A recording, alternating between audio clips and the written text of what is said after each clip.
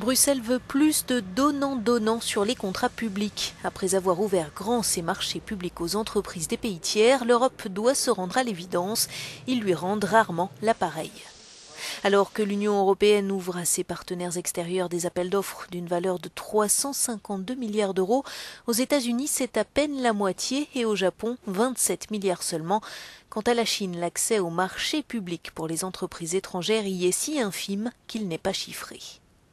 Or, les achats publics représentent une manne très lucrative, 10 à 25% du PIB selon les pays.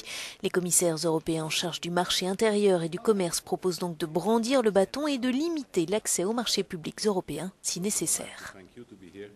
Si une collectivité publique, un État, considère qu'il n'y a pas réciprocité, qu'il n'y a pas un échange équitable, qu'une entreprise européenne est empêchée de travailler dans ce pays, dans ce cas-là, ce pouvoir adjudicateur pourra dire nous voulons empêcher une entreprise de ce pays de venir travailler chez nous, mais la Commission devra donner son accord. Donc ce sont des mesures ponctuelles, mais qui ne s'appliqueront qu'au-dessus d'un seuil de 5 millions.